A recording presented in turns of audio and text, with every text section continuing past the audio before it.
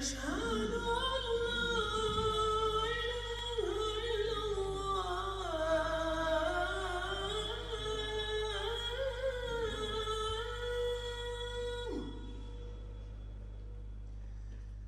أشهد أن لا إله إلا الله.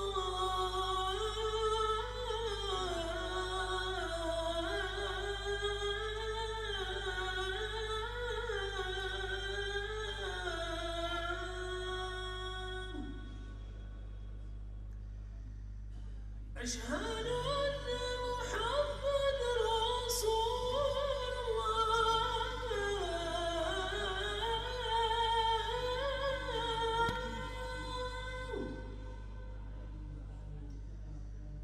أشهد أن محمد رسول الله.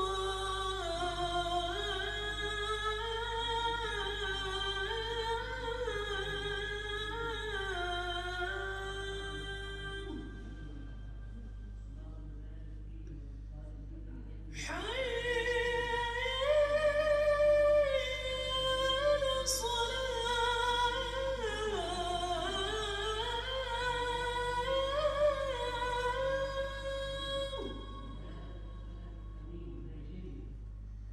حي على الصلاة.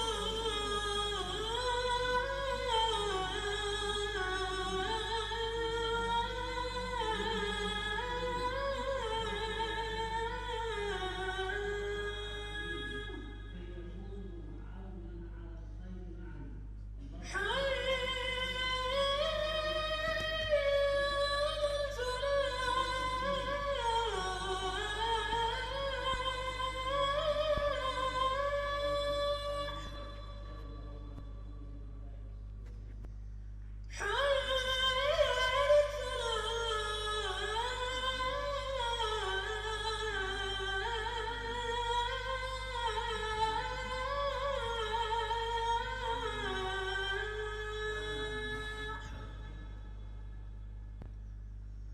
الله أكبر الله أكبر. لا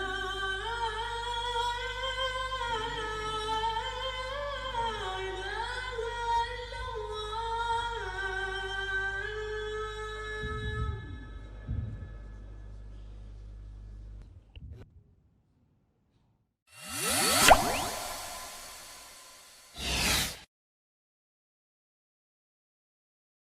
بسم الله الرحمن الرحيم.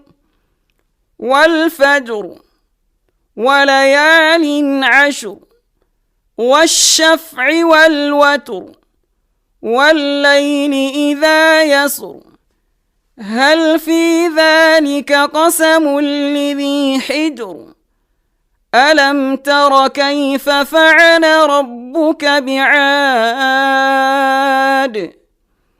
إرم ذات العماد التي لم يخلق مثلها في البلاد وثمود الذين جابوا الصخر بالواد وفرعون ذي الأوتاد الذين طغوا في البلاد فأكثروا فيها الفساد فصب عليهم ربك سوط عذاب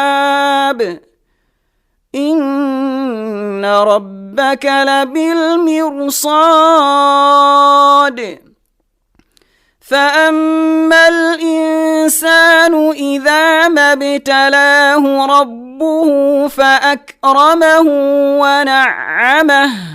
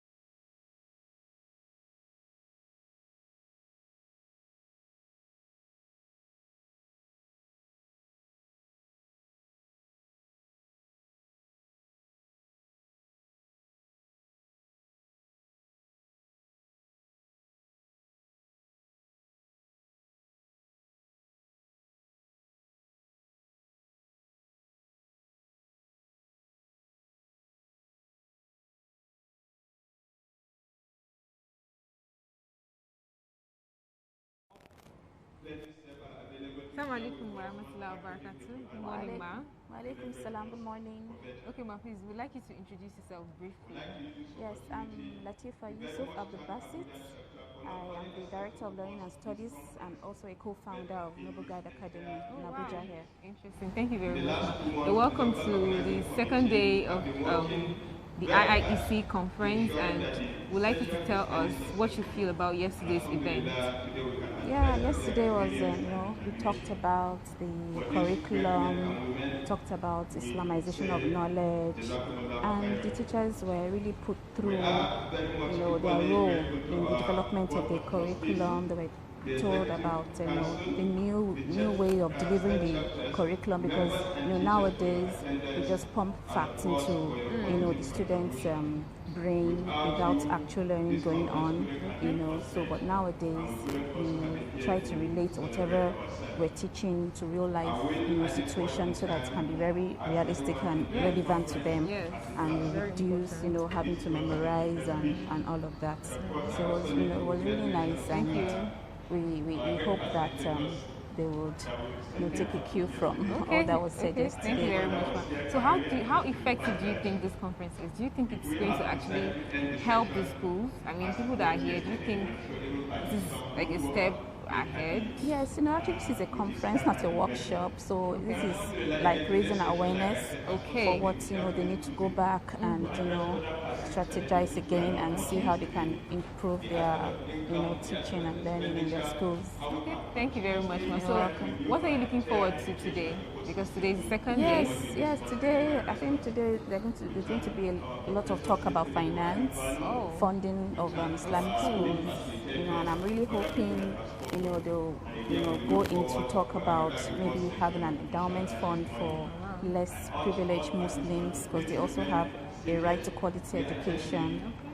I'm hoping the talk would extend to that. Thank you very much, ma. On your tag, it says facilitator. Does that mean you're one of the planners of this conference? No, I was one of the presenters yesterday. So. Oh, okay. It's good to speak with you, ma. Thank you very much. You're Nice welcome. having you Alhamdulillah. on Thank you. iMedia TV. Thank you so much. Salam. Thank you very much. Okay, I need to unclick this.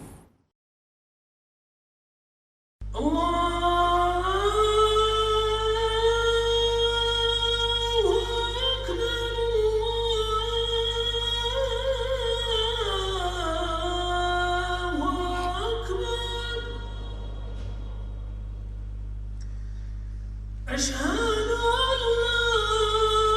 إله إلا الله.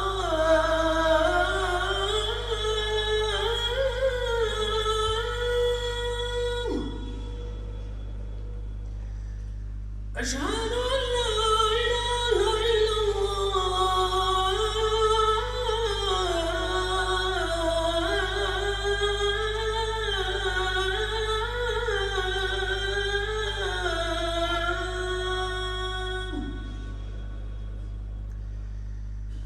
أشهد أن محمد رسول الله.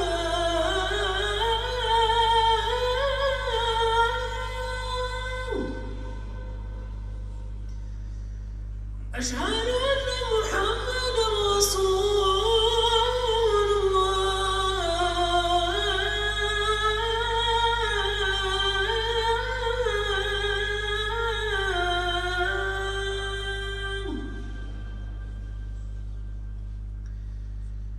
حي على الصلاة.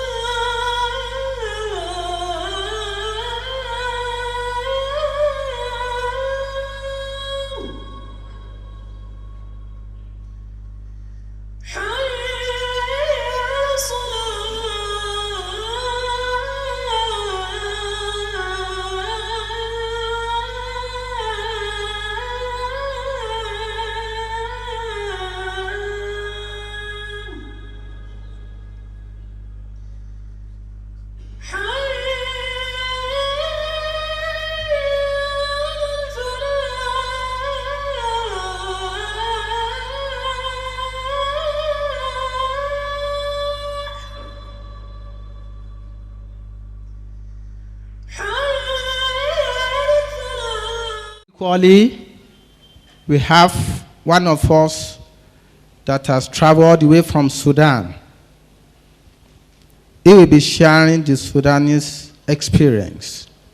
And equally, we have the doyen of credit in our midst. The meaning of doyen is this first person that have started doing something. We have the doyen of credit, the credit management. If you want to take a facility in a bank, you must receive his note. If he instructs the bank not to give you the facility, I tell you, the bank will never give you. We have it in our midst, and that is Mr. Tunde Popola. He's here with us, and that's why I said I'm comfortable. Finance is like octopus. That requires that you have to tackle it from all sides. It's like octopus. So that's why we are deploying 3 strategies to pound it and business life to become a thing of history for us, that our schools, inshallah, will no longer suffer finance because we want to expand, we want to grow our businesses. Inshallah, I have the honor to invite Dr. Halimi. Dr. Halimi is a multidisciplinary, multi-task person. He's a medical doctor, a consultant, a neurosurgeon. And I can tell you that he's a certified Islamic economist. Assalamu alaikum wa rahmatullahi wa barakatuh. You are most welcome. Come and do what you know how to do best. Assalamu alaikum. إن الحمد لله نحمده ونستعينه ونستغفره ونعوذ بالله من شرور أنفسنا ومن سيئات أعمالنا إنه من يهديه الله فلا مضل له ومن يضلل فلا هادي له أشهد أن لا إله إلا الله وحده لا شريك له وأشهد أن محمدا عبده ورسوله. Sorry. We want to work on the existing protocol. The existing protocol is that we invited the 3 presenters at once. Next to, sorry please, sorry. I'm very, very sorry. Next is Dr. Shamsuddin Bolatito Aina. Is from Sudan. And I want to equally tell us that is the West Africa representative of WAMI. He's a member of the Board of Trustees of WAMI.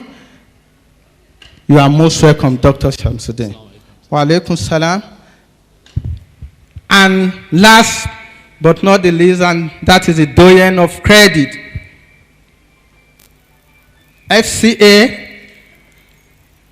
fellow of so many institutions, product of Harvard, Alhaji Ahmed Babatunde Popola. You are most welcome, sir. And that is the doyen of credit. Inshallah, I think the work will start. Inshallah. Assalamu alaikum.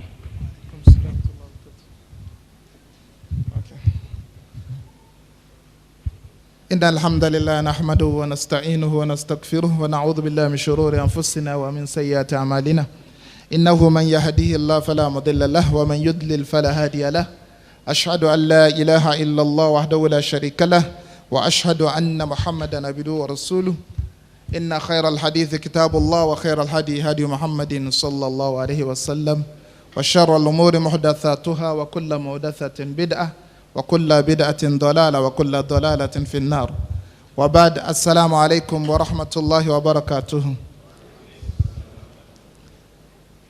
It's a pleasure, alhamdulillah, to be here. I wish to thank the organizers for inviting me. Dr. Alimi is not a consultant neurosurgeon, but a consultant neurologist. That's a little difference between the two. But he has passion for Islamic finance, and alhamdulillah has been in the practice for over a decade.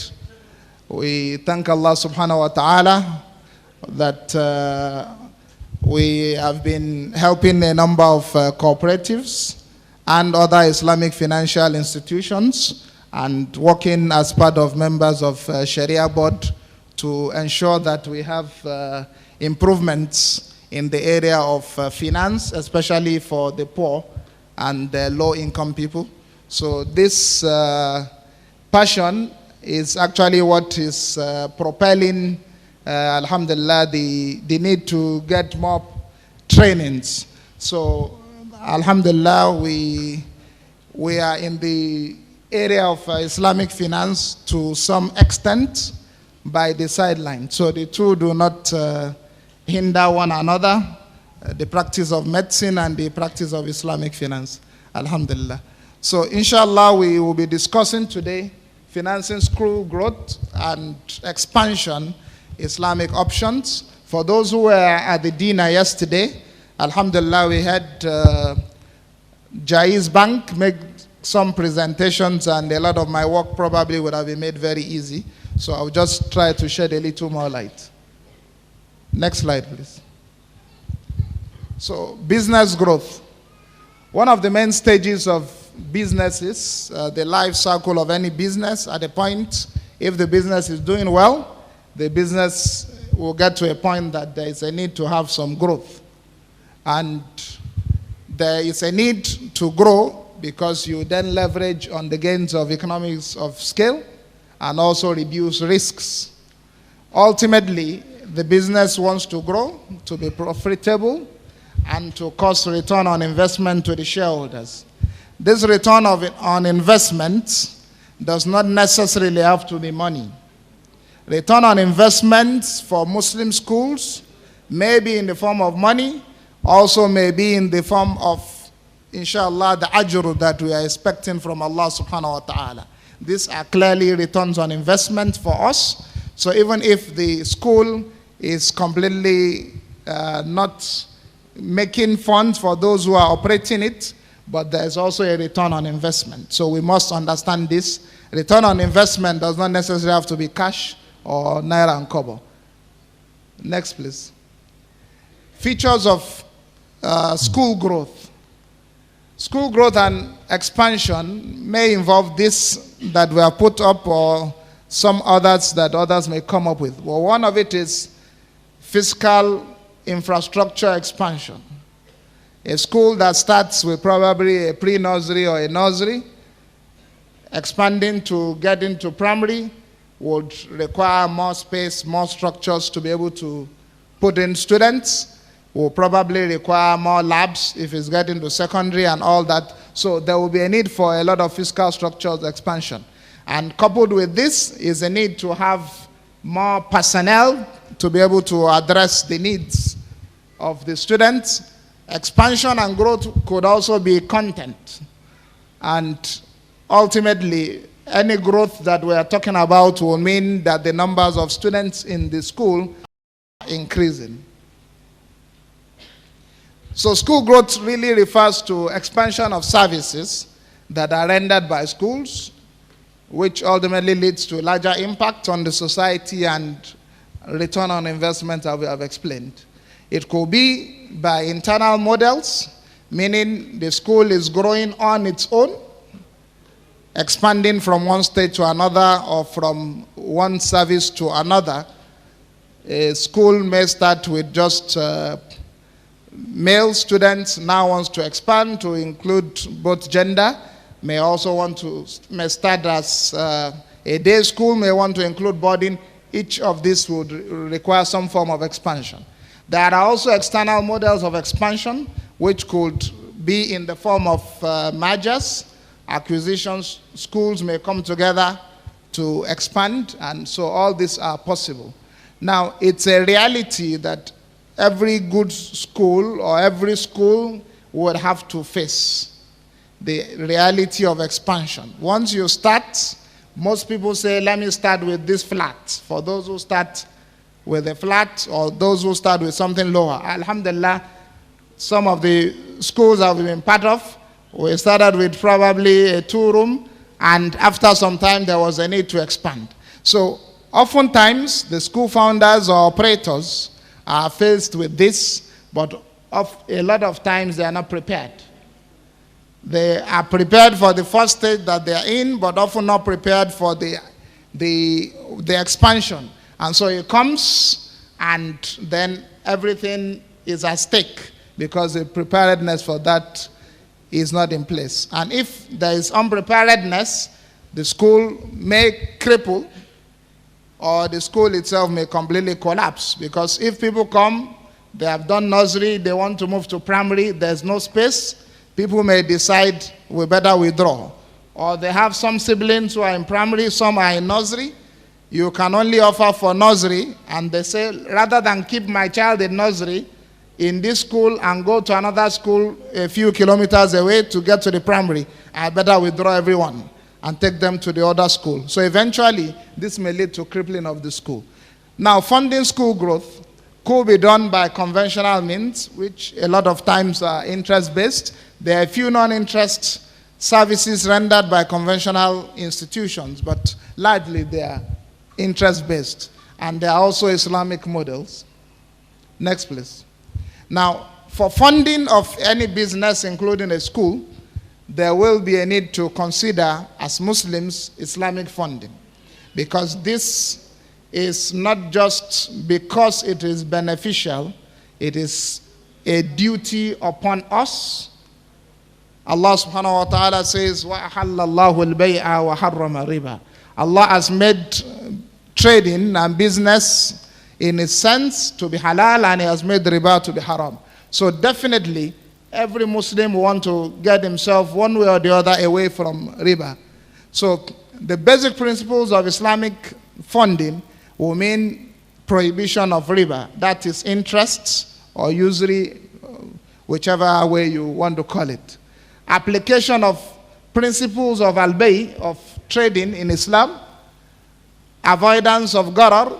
This would issues relating to contracts, failures relating to unspecified nature of businesses. So if a Muslim will not get into transactions to say, for example, I want a school bus, not specifying, is it a Nissan bus, a Toyota, is it a Coaster, is it this? All these are clearly specified things. Am I requesting for a 14-seater or an 18-seater? You don't just make applications. And so Islam is very specific about this, so to avoid gharar. And even if you say you are importing a vehicle from the US to Nigeria, and the person who is supplying it takes it to Lagos, whereas you are in Abuja. So what happens? Because you have not specified the contract. So all these are things to be considered. Avoidance of maisir, gambling, and also prohibition of all form of haram trade. I think we can move up. Islamic models of funding are in different manners. First of all, Islamic model of funding comes under the principle of the fiqh mu'amalat. And the rule that guides this, alhamdulillah, for the ni'mah of Islam, is that everything is permitted except what there is a proof in the Quran and Sunnah that says is not allowed. This is the fiqh of fiqh mu'amalat. So which means these models, or any model that you can even think of, and that is a goodness. As long as the model is not prohibited by Islam, it's in order. So, qard, musharaka, mudaraba, and a few others, inshallah, we'll try to touch on some of them. So, qard basically means loans. And in Islam, a qard means clearly a qard hasan. A qard, a loan without an interest or without a benefit to the one who is giving out the loan. Now, qard simply means a transfer of ownership, infungible wealth to a person who is binding to return it back. So schools can leverage on qard. And in fact, I want to believe that most schools leverage on this because we have family, friends who support us. Sometimes even co-schools support. So you may need some funds at the time you are a bit cash strapped and you need to pay school salary or salary for staff members. You may have some friends. And alhamdulillah, for those who have been in the area of schools, know that this is something very, very vital and almost essential. And we can almost not do without. There's no business that does not require additional funding at one point or the other. And once we are able to get curbed, the principle is that whatever you get from people, you return it back as specified.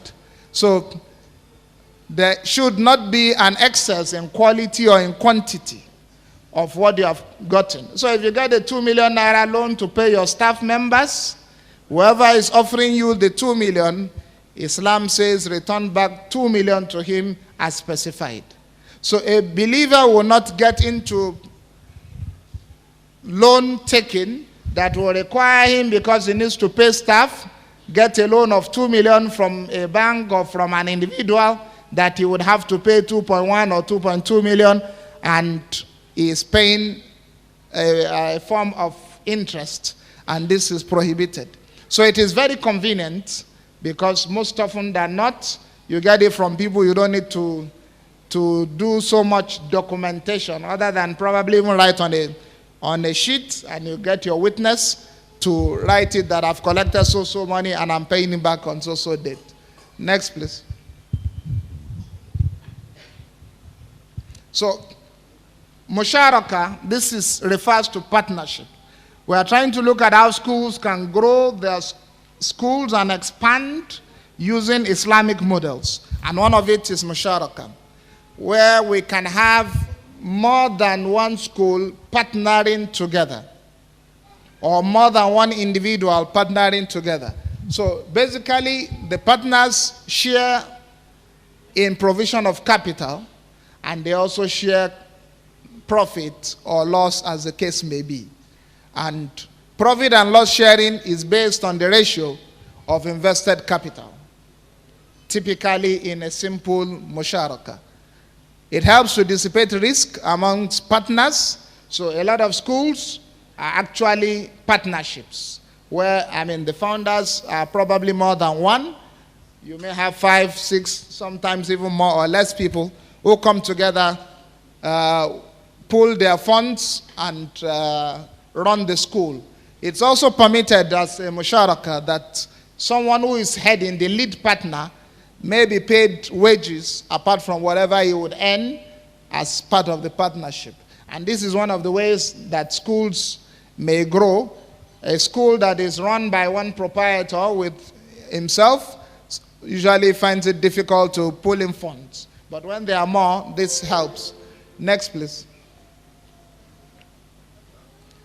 Now, diminishing musharaka is actually a model that was recently brought by a number of scholars, and it's approved. It's basically a form of musharaka, and in this, there's a financier and his client who jointly own a property.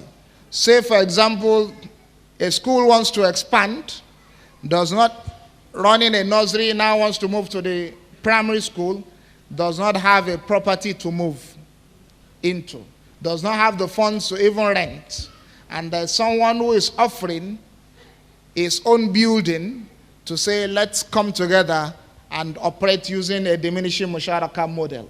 This is allowed, and what happens is the person who owns the property may be valued, and they probably will be valued, and the value of the school owner brings in some funds to, so let's say, for example, we choose a building, maybe 10 million naira. The school owner has 2 million naira, and the worth of the building is 10 million. So it comes in as investing 2 million into the project. It then means that the owner of the house is bringing in 8 million, technically, since it has been costed.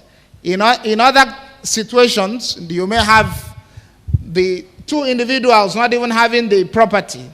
None of them may have the property, but they have funds. So a school owner, for example, same 2 million, has his 2 million and there's a willing partner who wants to bring in 8 million to buy a property.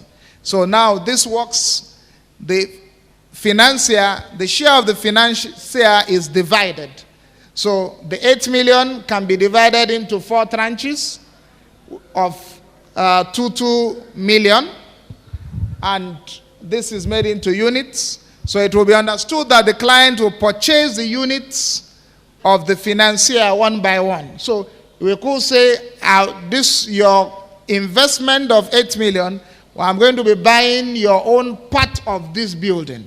So it means the owner of the 8 million and the school owner who has 2 million, they both own the building totally of the worth of 10 million. But the school owner wants to lease the building, be using it, so he pays a lease, and is also going to be buying off the share of the second partner. And this may be arranged.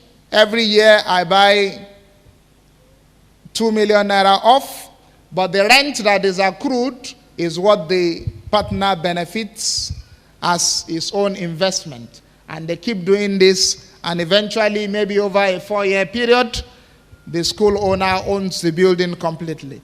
All these are modes that are used and can benefit schools. Mudaraba is actually another model. It's a form of partnership, a joint venture partnership, or what is called a silent partnership. There is an investor who has funds. So one may be running a school or wants to start a school and does not have the funds. So there is an investor, an angel investor, as it's called, who's got his own funds, but he does not know how to run a school. He does not have the expertise, he only has money. So that's the Rabbul Mal. The person who is running the school or about to run knows how to run a school. He becomes the entrepreneur, the Mudarib. They form a partnership. And the Rabbul Mal provides all the funds that's required to buy the furniture, buy the building, or all that is required, or rent the building, furnish it, and then the second partner runs the school, and they have a profit sharing ratio. Most often than not, the person who is bringing the fund gets a larger share. Say maybe a 70-30, 60-40 ratio. You run the school, I've provided everything for you, but the profit at the end of the year, I get 70, you get 30. All these are models that Islam has made possible. And it's also possible to have more than one Rabbul Mal. So we then have what we call the Arbabul Mal. You could have 10 people, could be brothers, pulling their funds together and say, Alaji knows how to run a school, we do not. But we can support the school. So 10 people pull 1 million and say this is 10 million, we buy a building, we furnish the building, you run the school, we have this arrangement at the end of the year, you give us 70% of our profit, you take 30%.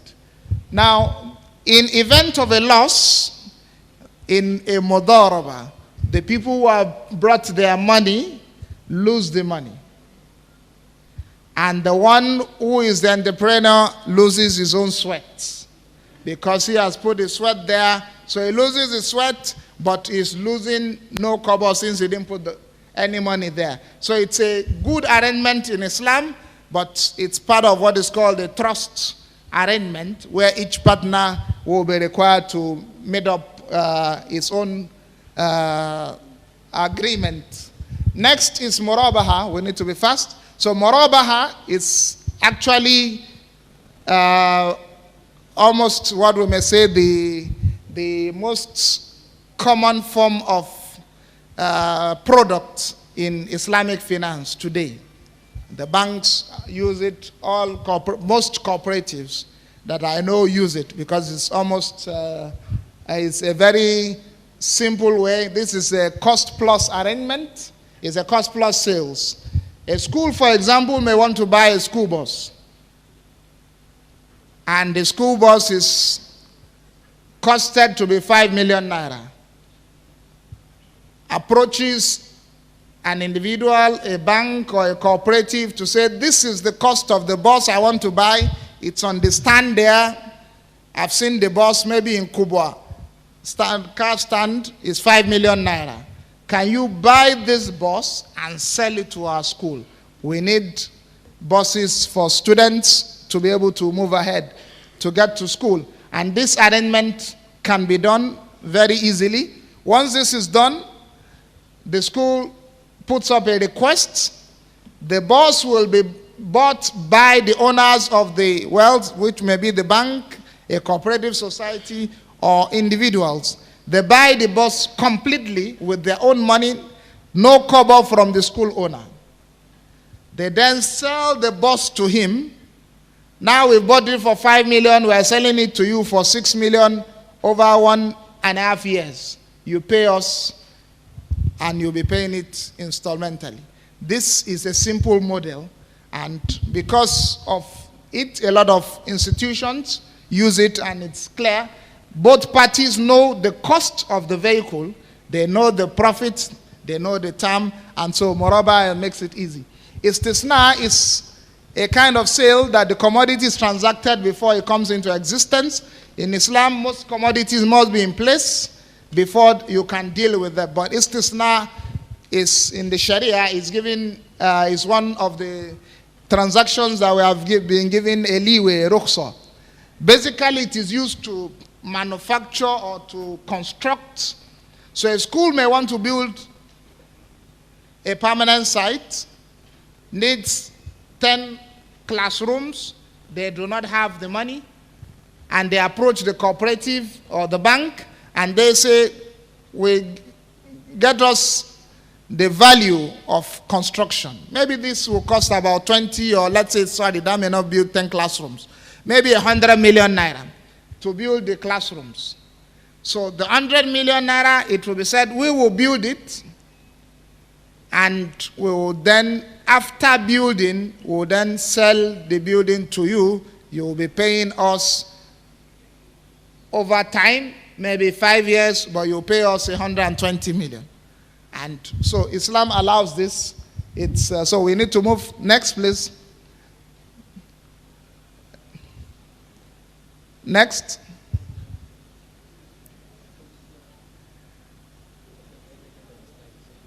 No. No, it's not the end of the slides. Okay, I don't know what's happening. Okay, well, let me proceed. The main issue, I don't know why the slides are going off. The main discussion is for schools to know that they can benefit from Islamic finance. Now, how do we leverage on this? The way to leverage on this is to consider what is available. One option that's available is to approach the banks. Alhamdulillah, we have Jaiz, we have Taj Bank now coming up. This is one option. The other way is to consider starting up models that schools can come together to run things themselves. And so we need to ask, do schools require funding? The question is yes. I'm sure we all agree. Are conventional banks an option? Obviously no. Are Islamic banks able to meet our demands? No. Sometimes are the conditions of the Islamic banks favorable to us? We know banks are banks. We must not forget this. They are highly regulated institutions. So Islamic banks, alhamdulillah, are interest-free, but they are also highly regulated. Now, do we have alternative? Yes, we do. So next, please. What is the alternative? This is where we are going. Cooperatives. The alternatives are cooperatives. And so because of the limited time, we should benefit from the fact that cooperatives operate by law. 2, they are sanctioned by Sharia. They are even encouraged because Allah says, وَتَعَاوَنُوا عَلَى الْبِرِّ وَالتَّقْوَى وَلَا تَعَاوَنُوا عَلَى الْإِثْمِ وَالْعُدْوَانِ. So once we are coming together to ensure righteousness and God fear, then it is something that is allowed. Next, please. Cooperatives would help members to be able to save. So members can come together, agree on how much they contribute, or make it simple. You can contribute at your will what you want, but you must contribute something at the end of the month or at the end of the term. Innovative products can come about. For example, there is what is called Adashe or Ajo as we know it. Schools, 10 schools under the cooperative may agree to be contributing 1 million per term. 10 schools in one term will mean 10 million. One school may take the 10 million. The next term, another school takes the 10 million. Such will provide funding for institutions. This will mean access to faster funding. It will enrich the knowledge of those who are practicing. Like I said, some of us also benefited from this. I was made the head of Islamic cooperative about 13 years ago, in the head of investment. And that was what spurred us, alhamdulillah, to begin to do a lot of research in Islamic finance. Next, please. Dividends will be earned by members. The Adashe will just be part, not the whole cooperative. It's just one product that the cooperative is offering. Other products, the cooperative may engage in any of the products we have mentioned earlier, called the Hassan, Murabaha, Mudaraba, come together, benefit. At the end of the year, there will be some dividends, bi'idhnillah, to be shared. The cooperatives, because they are also involved in business, which is a form of what is called Urud Tijara in Sharia, they would be allowed or be required to pay zakah. Alhamdulillah, for some of the cooperatives that we have been part of, in the last 10 years, we have been paying zakah. The last zakah paid by Al-Ansar cooperative here in the National Hospital was about 5 million. And that has been the trend in the last 4 or 5 years. So this is zakah to the less privileged. It's an outcome. So the schools are also going to be touching on other people, apart from the benefit that they also accrue. Barakah will increase, school growth and expansion will be achieved. Next, please. Now, what are the proposals? Schools should encourage staff members to set up cooperatives within their schools. A few schools have started this. It's encouraged. Because the staff members are there before the month ends, a lot of people are already requesting for overdrafts. Overdrafts. For one thing or the other. You encourage your own staff members also to begin to learn how to invest and to save. That platform, using the same model, the school in proprietors or whatever could also put in some funds to say this is seed money, use this also for your business's benefit. Next, AMIS cooperatives should set up. I'm aware a few states have started, but a lot of states, if not all, should get involved. Set up AMIS cooperatives, and then a national AMIS cooperative may come up. This is why the state of Israel, whether we like them or we do not like them, they are growing. For more than a century now, the state of Israel has been working on cooperatives since 18-something. Since before they came up as a state, and immediately the state came up. The Jews had been doing it in their scattered, but when they came up in the state of Israel, they received government funding since 1940-something, received funding. Almost what you see as high-tech companies in Israel are starting from cooperatives. They started as agricultural cooperatives. Now a lot of them are into IT, into security, into all this high-tech, and they are funding it because that is a way that you can support people, where especially when there's government intervention, which the state is providing. But we do not have that, so we have to work to ensure that we get what is appropriate. So national armies can come together, work on cooperatives, and the benefits, inshallah, will be so large. But we must note that these cooperatives should be Islamic, follow strict Islamic provisions, need for Sharia governance. Those who know about the runnings should be those who will be put there. If the people do not know, Islam says, فَاسْأَلُوا عَلَى ذِكْرٍ إِن كُنْتُمْ لَا تَعْلَمُونَ. Get those who know, establish Sharia boards, not that we just create a cooperative, call it Islamic, and we are doing hush-hush, doing interest cooperative out of ignorance, thinking we are doing the right thing. So, AMIS FCT, we are just giving this. Currently 10 members. Registration is about to start. 2 million naira so far has been generated since September 2019. But AMIS Cooperative FCT can do better than this. There is a need for people to be part of it. And inshallah, the benefits will continue to increase. May Allah grant us good in this world and in hereafter. Jazakumullah khairan. Assalamu alaikum wa rahmatullah. MashaAllah. Alhamdulillah, alhamdulillah. Thank you very much, brother, for this very insightful presentation on Islamic financial options that are available to our schools. And moving forward, we will call the next presenter so that we get practical examples of these things from the lessons of lessons from Sudan, to be presented by Dr. Shamsuddin Polatito Aina Obe.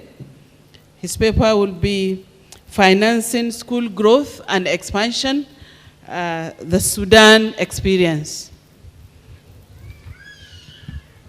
This is the mic for you.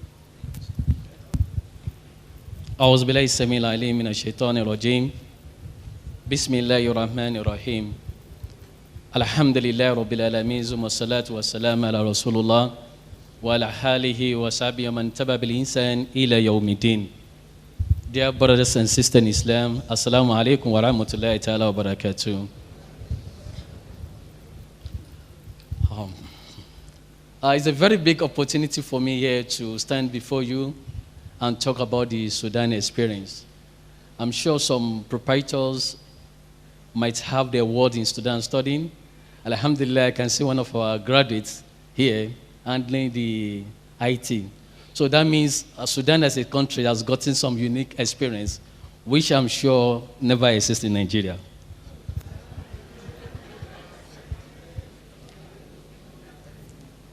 All right, tell him about it.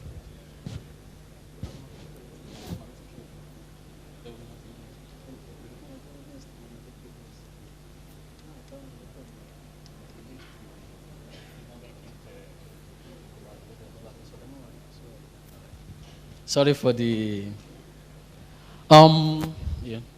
The next slide, please. My discussion is outlined to be on 6 areas. I think it's coming through, the IT is coming up. The first one, I'll be talking about the introduction to the topic, establishment of schools in Sudan, method of funding schools in Sudan, the benefit to the armies, the merit, and as well as the recommendation. Next slide, the introduction. In many African societies, private schools depend largely on private generated funds to sustain their existence and operations. However, over the past decades, private schools have started incurring financial burdens, reducing their financial strength, as well as shifting priorities and substantial growth. Size are leading to the growth of the schools are now leading to challenges. So therefore, there's need for us to have an alternative to funding of private schools. The next slide. Now I will take you into the establishment of private schools in Sudan. In Sudan, private schools are established by Islamic organizations, just like what you have the experience here in Sudan. And mostly, we have the MDI, which is Monazamat Dawal Islamiyah, who spearhead the effort in establishing schools. We currently have the international organizations such as Islamic Relief, IICO, the International Islamic Charitable Organization. Also, sorry, it's not UNESCO, it's ISESCO. It's supposed to be ISESCO. We equally have NGOs such as a lot of Turkish organizations coming up down to Sudan and establish schools. We have WAMI schools also in Sudan. We have some other schools which are established by various tariqat, what we call tariqat Tijaniya here, by various tariqat movements there in Sudan. Then we have schools also that are run by the civil society organizations, like the example of the Islamic medical councils. They have their own schools. And we have some schools also that are equally done by private individuals. So what are the methods of funding these schools in Sudan? Number one, provision of technical expertise to a second party by charging a fee. That is like it being discussed there. Some experts in schools, they come together, establish some of these schools. Number two, developing training skills and developing activities. In Sudan, some schools come up together and organize training courses for other schools on the area of their progress. So those who come and attend these training sections, they pay certain amount of money in order for them to benefit, just like what the armies is doing, that everybody who have come here to participate pay certain amount to get entrance to say. They're renting out of facilities to other schools, to organizations, to a lot of groups also as a means of funding their schools. We have the Sadaqal and Zakat. We have the Chamber of Zakat in Sudan, which equally provide funds to schools. The Chamber of Zakat in Sudan does this in the sense that they identify the vulnerable peoples or students in the society, send them to the private schools as a means of they helping the schools to grow financially through sponsoring of the orphan children or the vulnerables from the war towns area in Sudan. Then we have material grant to immortalize Shaheed. You know, Sudan, like you know, there are a lot of materials. So the family of this material normally come out with some money from their alcove or from their endowment and give to schools that this is our own contribution. So accept students who are unable to pay their tuition fees through the Shaheed or the Mataya Fund. Then we have recreation centers. So many recreation centers are equally being established, owned by the schools, for them as a school and also giving their facilities to others to come and use. Then we have the family business. Now, this family business, I can say that if the most known university in Sudan, the International University of Africa, cease to exist today due to donors' funding, the university is enough to stand on their own. A university is enough to stand their own through farming businesses. They've gotten a lot of farming products, talking of fish farming, talking of making jams, eggs, a lot of things. So the worth of this school farming alone, like I said, is enough to sponsor the university that's having capacity of about 15,000 students. And some of the salaries are equally paid in dollars. So I have to let you know how family business can aid our schools. Also, we have some cases of some private schools who have gotten their own hospitals. So they use some of these as a training for their own students and as well as income generation. Then we have some schools who have their own real estate. They run this real estate in form of, they run this real estate in form of hostel facilities. From provision of hostel facilities to their students, it has now gone into they themselves having what we call furnished apartments to host the parent of the student, which they also rent out to other people as a kind of hotel services. Then partnership business also do exist, like it's been said so much. Financial loan equally been exist, but in our own cases, our financial loan is without riba.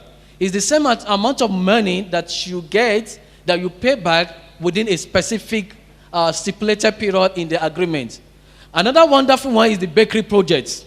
Like I said, Jamaat Africa have their own bakery, whereby they provide age, bread to the student, and equally sell the age to the members of the community. Despite the fact that we know that the revolution in Sudan is more of bread revolution, they are still doing a lot of things to provide bakery services in different forms, in different manner, so as to get a lot of finance. So the next one is external funding. External funding is a provision of financial and technical support to new schools based on their ideological programs. We know that in Islam we have various schools of thought. So these schools of thought, they have their own schools to prepare their own ideological, movemental, or religious-based programs. So the founders of these schools equally provide funding. We equally have grants from the NGOs, like I said. This is externals. We have a lot of international organizations providing fund for the schools. Then research grants. The research grant is also very, very important. A lot of schools now, they are using some of the final year students, master students, PhD student research, and work on them as a means of solving societal problems. And we have a lot of international organizations who come into these schools, pay some of these schools money so as to extract useful societal development ideas from the student research work. Then we have government development fund. Despite Sudan as it is a country, I can say we have more than 10,000 Nigerian students in these various Sudan universities. So that means the government, as it may be, concentrated so much on effort, which equally generates funds for the private schools as well as Sudan as a country. Then we have what we call impact fund. The impact fund is as a result of the community-based services the schools have been rendering. Our schools, they are not just there as an educational institutions, but they equally have like what we call corporate social responsibilities. So the international organizations who are able to identify some of the schools running corporate social responsibility, provide them with fund also to be able to do more in the name of their schools. The sixth one there is a specific project fund, such as Islamic Development Bank, embassies, also identify some of these schools, especially the United States Embassy through the USAID, and they provide them with a lot of fund. So what are the benefits of alternative funding of schools? Sorry. Please, IT. All right. Oh, sorry.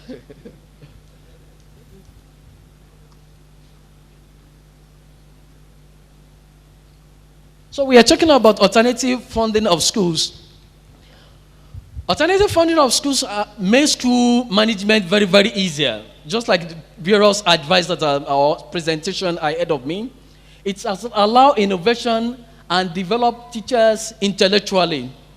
I've seen some of schools who identify their potential staff among the foreign students in Sudan, and they decided that since you are very good, a very big asset to our school, we are going to fund your master's and your PhD, and you are going to serve us for 2 years after your PhD with your regular and promotional salaries so that you can stay, because they are very good in physics, in chemistry, in biology, and mathematical sciences.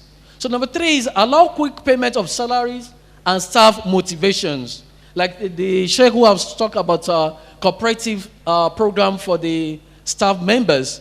Number 4, it gives chances for expansion and infrastructural development if alternative funding are available for the schools. Fifth one is efficient coordination, and it brings out the quality assurance in our schools.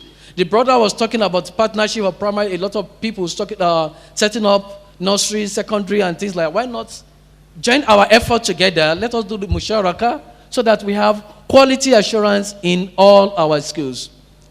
The next sixth one is improving effectiveness, efficiency, and equity of educational spending. We know that if we have enough with left to be spent a month, we are going to achieve a lot of effectiveness in running and administration of our schools. Number 7, it help to elevate the standard of our schools. The schools can start expanding from one location to another geographical location. It's also help us in provision of very wide variety of teaching methods. It's nowadays we know the IT is very, very important in our, as a teaching aid. So when we have alternative funding, students or pupils who are unable due to one reason or the other to come to class can be in their bedroom there, and they will be communicating with their teachers. During the last, or see the ongoing revolution in Sudan, some medical students or private universities, they were having their lectures at the teacher is in his home, the students are in their various places, and the lectures were going on simultaneously without any distraction. And in fact, the examination were equally written through online programming. The next one is address the students' social, mental, and emotional needs. No students are being sent away because the parents are yet to pay. No students have the thinking that my dad or my mom has not gotten the salary, so that they will not be able to pay my school in time. And it equally boasts the psyche of the children because they are not being talked to or being informed about inability of late payment of their schools. So let's have a look at schools and social impact in Sudan. Like I said, in part 1, provision of hospital beds. I know some schools do from their profits in some of what we call corporate social responsibility now, provide beds to some state hospitals. Also, we have the issue of the breast cancer awareness. Schools now, they are taking up the campaign, the awareness about the breast cancer. We have community development projects, which is done by what we call KDC, Khartoum something school. So this is now going on so much now, and a lot of schools are equally borrowing experience from them. Then we have community health care services, which is now being run at PHF, Patient Helping Fund. Some schools now have collaborated with the PHF. This is a Kuwaiti organization, whereby they are providing services, free services for parents of the schools. Then we have charitable giving by all these schools in terms of paying their zakat instead of carrying out their community development works. So, from this presentation, from our personal observation from Sudan, I hereby give the following recommendations. 1, the education system should be a major concern for all, as government alone can not deliver quality education to all. Therefore, the private sector has an imperative role in providing an answer to the challenge of quality education in our society. The strength of the social impact is depend on financial feasibility of the school, and this can be achieved through the adoption of the sustainable financial model and resolution of these AMIS conference, inshallah.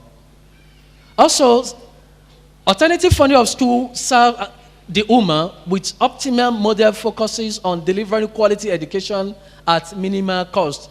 Everything should not be so expensive that ordinary parents cannot avoid to pay. Educational entrepreneurs should be encouraged to set up low-fees private schools to allow the poor individuals of the society a chance to have access to quality education.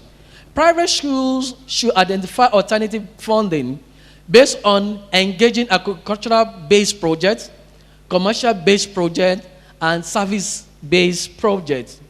In conclusion, I hope my presentation will, inshallah, promote and assist school owners to ensure their schools strive for the better.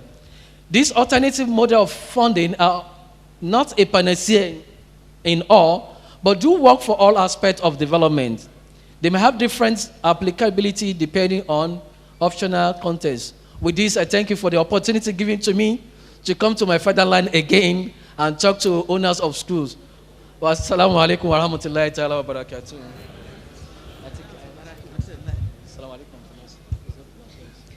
Jazakallah khairan, brother, for this insightful presentation.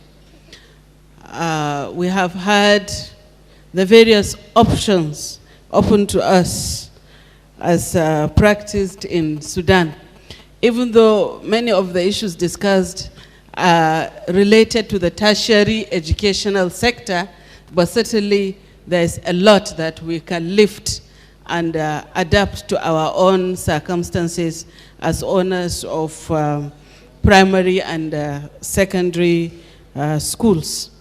The next presentation will still be talking about options for financing to schools. And the presentation will be made by Alhaji Ahmed Tunde Pupola, Financing School Growth and Expansion, Options for School Owners. I will call it additional options for school owners. Thank you. A'udhu billahi minash shaitanir rajim. Bismillahir rahmanir rahim. Alhamdulillahi rabbil alamin. Brothers and sisters in Islam, Assalamu alaikum wa rahmatullahi wa barakatuh. So let me start on a note of congratulations to AMIS and those of us who are participants. This is a very interesting session, and I hope all of us will have one or two things to take away from this conference. May Allah bless all our efforts.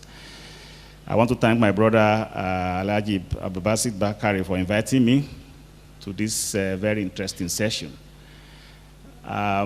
So I'll be talking first as somebody who is in finance, but I also have interest in school. So I chair the board of the tennis schools in Ikorodu since 2003. So I also have some very practical idea of the challenges we face when it comes to funding of education, specifically. And interesting, Dr. Deen and Dr. Alimi, they've done all the talking, so I don't know what I'm going to be talking about, because really, finance is finance. Sources are sources. You know, so but I'll just probably highlight one or two other areas that have not been touched so much, so that we can have a full and comprehensive, sources, as the case may be. Let me start by saying that we all know the importance of education in Islam. We are operators of schools, we are parents, and the Sunnah talks so much about education. I have one or two slides on that. I think we can all see it. And I think it's important that it's the cornerstone of our development. And so we need to invest heavily in it. And those of us who are practitioners, who are owners of schools, who are running schools, is a very important project that we are handling for the Ummah. And I think we should see it as that. Whether we run it as NGO or we run it as for profit, we have a fundamental obligation to the Ummah to ensure that what we are running is beneficial to the Ummah and to the society at large. Nowadays, there has been a lot of increase in schools. I remember when we started the tennis schools in 2003 in Ikorodu, probably just about 2 schools are Islamic schools. But today, virtually every street, you have schools in various ways. I always liken school business to restaurant business. They have some similarities. So when you run a restaurant, if you have 500 naira or 200 naira in some restaurant, you will eat, right? Aha. But in some restaurant, if you don't have up to 10,000 naira, you cannot eat there. So it's the same thing for the schools. As you are putting a lot of structures together and you bring a fee of 200,000 or 300,000 per term, you see another person open by your side and say it's only 20,000 per term. And both are Islamic schools. Both are in the vanguard of education, providing education.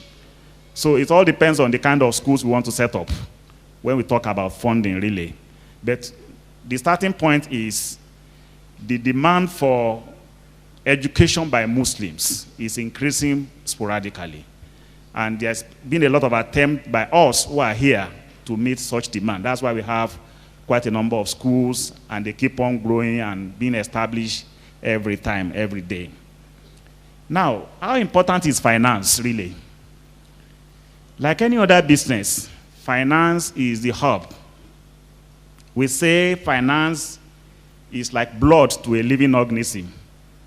It's not the essence of the business, but without the finance, you cannot run a business.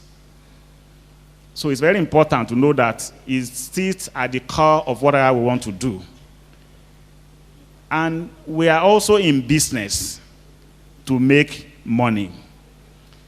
In finance, we say the business of business is to create wealth. So you want to run a school that starts with 10 children to grow to 200, to go to 1,000, to grow to so many things like that. You want to run a school that starts with only maybe a duplex that will then have a structure of its own. We all want to do expansion. We also all want to grow our businesses. But how do we do that sustainably? Because if you don't have sustainable means of funding, there's no way you can really get those objectives. So it's very important that we address two things as we run our schools.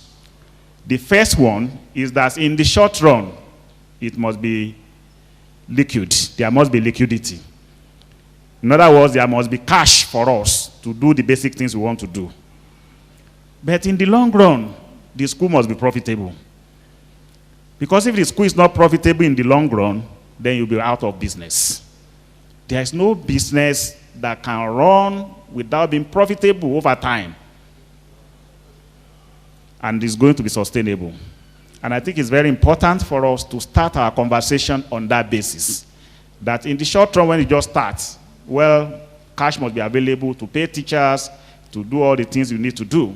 But as you are as you are growing 5 years, 10 years down the line, if that school is not run sustainably, it's not run profitably, there's no way you can be in business and still provide the same quality, the same enhanced service that you want to provide. So I think that is very important for us to know. The other issue I want to touch about that I think is also important for us to know is strategies for private schools. And I said the private schools that I'm aware of, they have different models. So our access to funding can really be influenced by our ownership and the structure of the schools. There are schools that are owned by individuals. There are schools that are owned by cooperatives. There are schools that are owned by partners. There are schools that are owned by associations and organizations. Some schools are run as for profit. Some are run as NGOs. All these structures have implications for our capacity to source funds. If you are a one-man or one-woman school, it's just you and your husband or you and your wife, there's a limit to the amount of money you can raise compared with if it's partnership or if it's a limited liability company that you can appeal to so many people to come and join you. So the structure that we have, the kind of governance that we have, the kind of type of business that we set up is one major source of issues that can affect our financing. So today, if you are just one-man business, you may begin to now look at how can then I be a limited liability company so I can expand ownership and then I can bring in more people and so on and so forth. I think I thought it's important for me to mention that. And then there are some schools that are set up basically for the purpose of making money. And we should not pretend about that. And there are those that are set up for the purpose of just breaking even, just meet the costs because they belong to associations or they belong to an NGO and so on and so forth. It's the same thing that you see in private universities. If you go abroad, Harvard, all those big universities are owned by private individuals. They are for profit. So they charge so much money. Whereas if you go to publicly owned schools, they just charge very small amount of money just to cover some expenses. Now, what are the financing universe? We are all owners of schools or we are managers of schools, so we know the universe. We have to pay wages for employees, teaching, non-teaching staff. We have to buy teaching materials. We have to student materials, transportation, furniture and fittings, laboratory equipments and materials, buildings, which can be classrooms, admin offices, lab, hostels, sport arena. All of these are things that we need to spend money on as schools. Now, so where are the sources of this fund? There are only three major sources, really. Broadly, we can classify them into three. The first one is from the operation of the school itself. That's what I call transactions. So the school open, it charges fees, it charges other means, other funds. From transactions, from operations, we can get money there. The second one is internal. Having made some money over time, what have we been doing with the money? How much of it have we retained in the money, in the business? Because for some school owners, simply because it's the main source of livelihood, as they are paying the money is going somewhere else. In fact, some use the proceeds from school into other businesses. So it all depends. So internal sources can be a very robust source of funding for us. The money we generate from the operations of the school. I'll talk more around that later. The third one is external. And there are three sources of that. Endowment, gift and bequests, and then loans, which can come in various forms. Dr. Alimi has talked so much about that. When I say loans, when some people hear loans, they talk about only interest-based. No. Islam didn't say we shouldn't take loans. It just says you should not take interest-based loans. And luckily for us, we now have Islamic banks in the country that have come up with all manner of products to support our aspirations as Muslims so that we can also benefit from the banking system. So I think I should just start that. Then, of course, equity. That's contribution from the something. So the two slides I'm going to focus on are just the next slide and the other one. So we have in need of money for working capital for short-term operations, to pay wages, for academic programs, for sports activities, for utilities, for repairs and maintenance, for printing, some supplies, for IT, maintenance and software services, student transportation, and so on and so forth. The sources of funding for such will first of all be tuition. And I think it's important for us as school owners to do proper costing. Just like any other product, you need to understand how much is it costing you to really service a student. Because if you are charging school fees that cannot even pay for teachers, then you're already running at a loss. You know, in normal business, you have what you call sales. You have what you call cost of sales. If your cost of sales is more than the sales, without even talking about other non-direct costs, then that's it for you. So I think the starting point is to properly understand our environment, understand the kind of service we want to provide, and have appropriate charges as tuition and other fees for our students. If we get that wrong, then we may have serious exposure. We may have serious funding gap to even meet the obligations that we are supposed to meet on our students. Auxiliary fees and revenues. I talk around this because all other things that we do in school are supposed to be self-financing. Let me give you a simple example. You want to take students on excursion. Whatever the students are contributing for excursion must be sufficient to fund the excursion. If you are funding excursion and you are taking people to, let's say National Assembly, you want them to see how legislatures work, and you charge them 1,000 naira each, but you end up spending 1,500 naira on each student. So you have to do proper costing and make sure that activities that are other activities are self-financing and self-funding. And it's by doing proper costing for them. The other issue can be development income, investment income. When you've made money in the past, you must have some level of savings, which you might have invested somewhere. That would be a way to plow back. Crowdfunding, Dr. Alimi talked about cooperatives a lot, and so I'm not going to do much on that. He expressed everything that has to do with cooperative, which is a very robust way to make money available. Suppliers credit, buyers credit. So let me get suppliers credit also into cooperatives. As schools that are operating in an area, we can all come together and buy things in bulk. We can even approach our suppliers and get them to give us in bulk. On credit. So when I mean on credit, I mean in advance. So you have schools in Abuja. We are going on holiday in June. The schools will resume in September. We need to buy books again September. We can all come together and approach the publishers together and get them to supply us those books ahead of time and use our association like a collateral for the type of supplies that we are looking for. We can do that for uniform. We can do that for all other things that we do that normally we are supposed to go and do on our own as individual school. When we do that, we benefit from the opportunity of large scale. We also benefit from funding gap, because when you take your tuition or your fees maybe as far back as April or May, you don't get another money until September.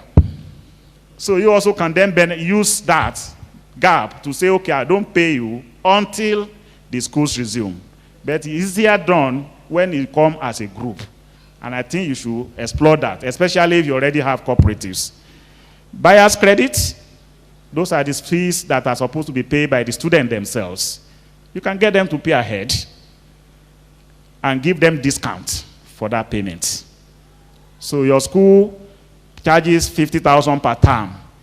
A parents want to pay for the whole session. Instead of charging him 150,000 at the beginning of the term, first term, charge him only 130 or 120,000. And when some parents see that you are discounting what they are going to pay, they can pay you a lot ahead. And then you can use that to do the kind of development you want to do. Dr. Alimi has talked about family, relative, friends, cooperatives, and group funding. The only addition I want to add to issue of families and relatives is that when we take money from friends and relatives, we should be able to pay them returns. I chair the board of tenant schools. I provide them money, but they give me returns, even though it's owned by my wife. That's how to do business. Otherwise, you will be subsidizing the activities of the school. Because if they get money at no cost, and they put that as part of their costing structure, then their costs will be reduced, isn't it? And then they will charge students based on that. When you take schools, when people know that when you get money from them, you are ready, because money has alternative sources of usage. There are 2, 3, 4, 5 other things they can use that same money for. So you can't get it from them free of charge. When people know that you pay for all of this, they will give you money. Government schemes and special vehicles. I think this is another area that the two speakers didn't talk about at all. And I want to touch it to say that we should focus on, there are a lot of schemes going on that are not interest-based. In Nigeria in particular, on funding SMEs, supporting SMEs, is one area that we can focus on. Now, if you're now talking about capital and long-term projects, You have new buildings, need for new buildings, expansion to to existing buildings, furniture and fittings, IT infrastructure. All of these are very big projects that we may want to do. And for me, the major way to go around them is through retained earnings. The money, like I said, you've earned money in the past, you should be able to plow back part of what you earn into the business. Sinking fund. So what do we mean by sinking fund? Sinking fund is set up by you as a school to replace existing assets so that when those assets require replacement, you have funds to do it. Let's say you bought a school bus for 20 million, or let's say 10 million naira, and it's going to last for 3 or 4 years. Every month, you set aside the depreciation part of that money. Normally, you should depreciate. But that depreciation, you set it out by taking the cash and investing the cash, so that when it's time to replace that vehicle, you have sufficient fund or something very close to replacing it. That's what we call sinking fund in brief. People have development levy. There are endowments, bequests, and gifts, especially for the schools that are owned by associations. People can donate buildings, they can donate laboratories, they can donate equipments. These are all sources of expansion if you do it well. Debt financing, I need to talk about this because I put here term, debenture, and bonds. But there is sukuk that is private. Sukuk, everybody thinks it's just about government when we talk of Islamic finance. Sukuk is also available for private sector.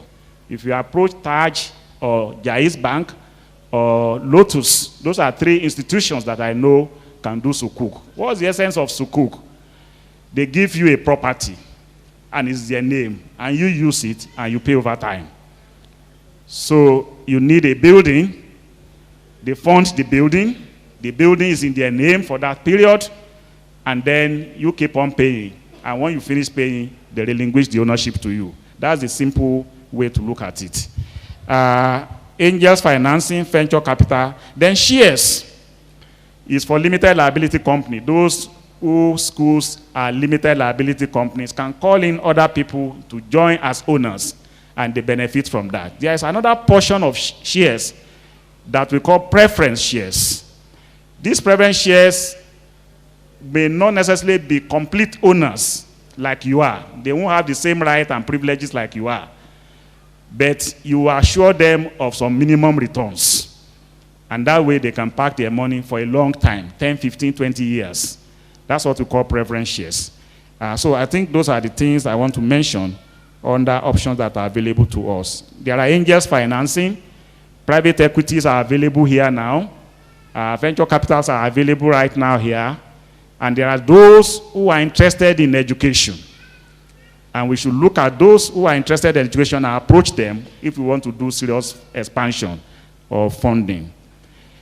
Issues requiring attention as we are doing all of this.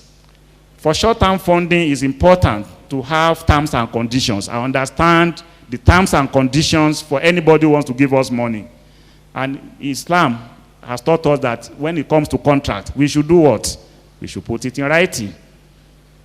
We've been asked by the Quran, not even Sunnah, it's the Quran that states that put your contract in writing and have witnesses for it. It's very important for anybody we are taking money from or that we are having any form of funding. And Dr. Alimi make it even too specific to say, if you are buying, somebody is giving you money for vehicle, you should say, even the type of vehicle, it should be as granular and as detailed as that. That's what I want us to take away. Then I've talked about, can the project be self-financing? Let me give you a very typical example of what we go through in tennis schools. And this has to do with transportation. Parents want you to pick their children from home, but they are not ready to pay for it. They are not ready to pay. So every time when we meet, at the end of the time and we are looking at the school account, we discover that 2 million, 3 million extra has gone into transportation. And then we call the parents. This is what it takes to commute a pupil to school per term. Do you want to pay it or you don't want to pay it?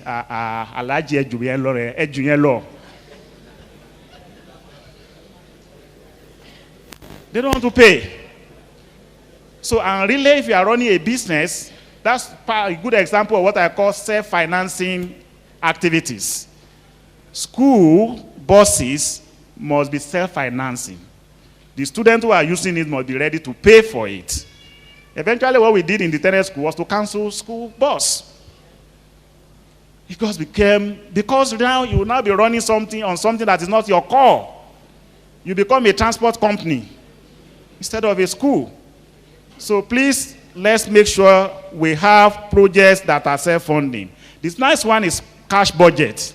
It's important for us to do budgeting. I'm appealing to you, my brothers and sisters, if your school don't do budget, start doing it now, especially cash budget. Schools cannot run without cash budget because your money doesn't come in at a time. You have seasons when the money comes in. It comes only 3 times in the year. So if you don't have that cash budget, you won't know when you are going to have funding gap and how you are going to get it. Then proper costing of projects, excursions, books, I think I've mentioned that. Now, for long-term expansion, things to pay attention to are the following. First is also the terms and conditions. So if somebody is giving you money to do expansion, to build, to buy vehicle, what are the terms? What are the conditions? Are they clearly stated? Are they in writing? Did anybody witness them? Engage the services of lawyers if there is need for it. Because in some clauses of agreement, you can run into difficulties when it comes to implementation. And of course, because we are Muslims, we are also more often than not always too trusting. It's my sister now. It's my brother now. Tobadoro is a different ballgame for some people. So please. Then, when you are talking about bringing in people as shareholders, also consider the implication of ownership dilution.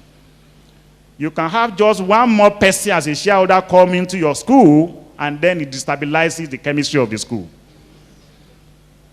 Or he comes on the board of your school simply because he has given you money. And then your board no longer functions amicably and peacefully the way you always function. So please consider the implication of bringing, it's very good to bring in people to be part of the ownership, but know them very well. Then change on the board, decision-making organ and its implications. Then finally, proper long-term project analysis. These are core finance issues.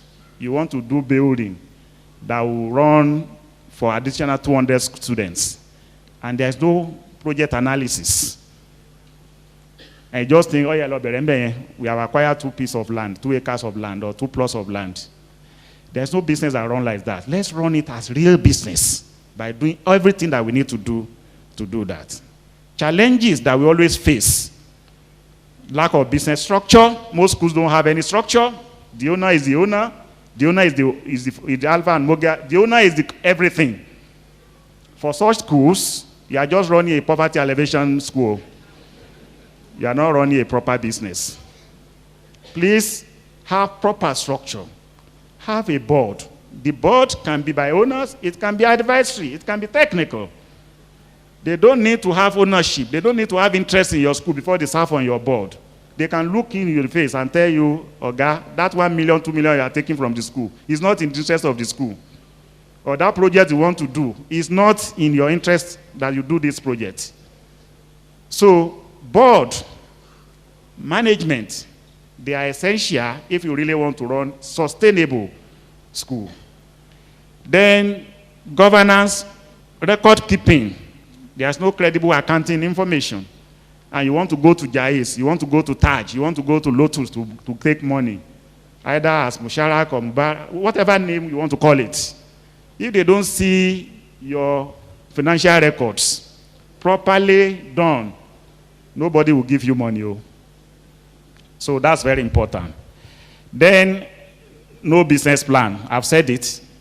You want to do an expansion. A lot of us really run businesses on emotions. And I think this is one clear message I want to bring to you today. That location where they asked you to come and establish a new school, is it a viable place? What analysis have you done? Is it because just two people were harassing you to bring the school to that place? That's why you want to go and set up there? Or is it because there is really market for it? There is no business that can run successfully without the market. Is there a market? What's the market for a school? It's the students. Will the students be there? Are they there? Will they attend the school? So that's very important. To overcome the challenge, establish simple functional governance structure.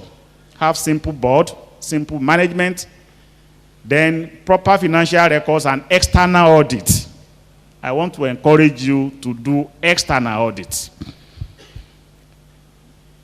There are so many audits firms. You don't need to go for the big four. You don't need a KPMG. There are so many of them in Abuja, there are so many of them in Lagos, wherever you come from. There are accounting firms with 150,000, 200,000 naira. They can do the audit for you. And they will let you know these are the issues you have. And then so when you want to approach somebody for funding, you have a record. A third party has confirmed that this is the way the finances of the school is kept. And they have more confidence in that than if you don't have. And finally, please use professionals and use consultants. And like I said, they are not too expensive. There are even professional consultants who are education consultants that you can always use from time to time. And when it comes to issue of finance, look for finance person. They will tell you the implications of any type or every form of funding you want to embark upon. And then you can then do it right. So to conclude, just two issues. One, owning and running a school is like any other business. And I think you should see it as any other business. It's not different from the trading. It's not different from that other one you have set up. It's not different from that IT company you have set up. It should be seen and managed like that, with all the structures, with all the government.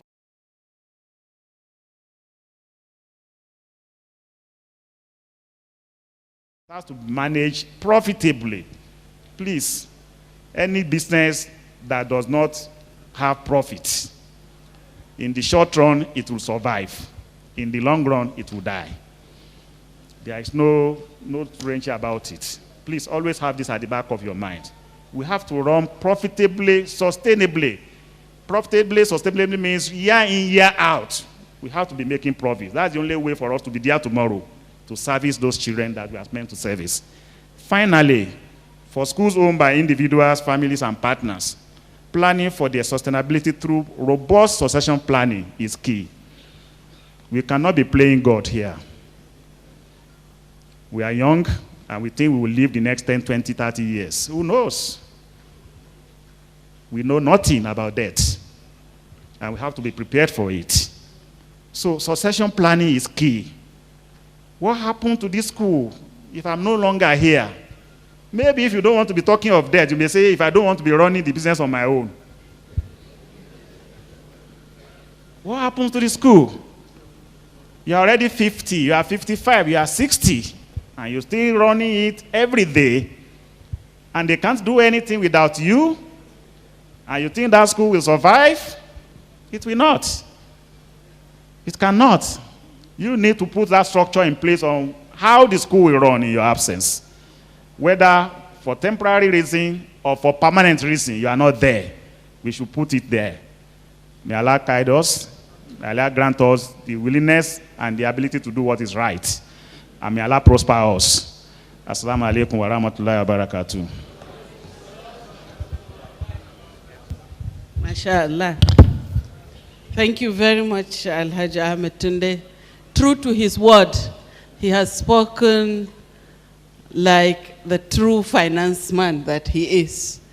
I'm sure my brothers and sisters have benefited a lot from the free consultancy.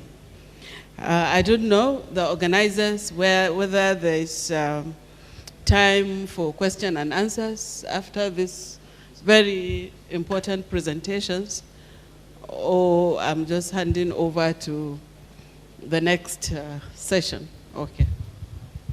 Thank you. Alhamdulillah. Alhamdulillah. We will reserve the question because some of us have not actually taken our breakfast.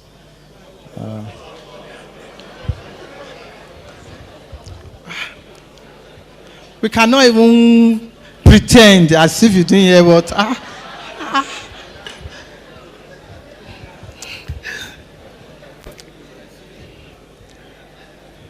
We have not taken our breakfast.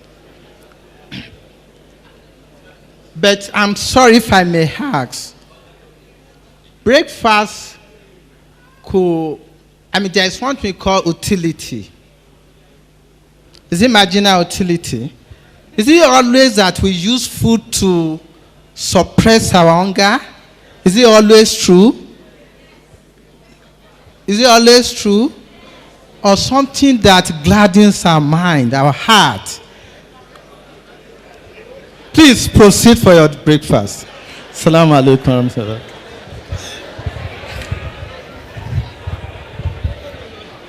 Okay. Inshallah.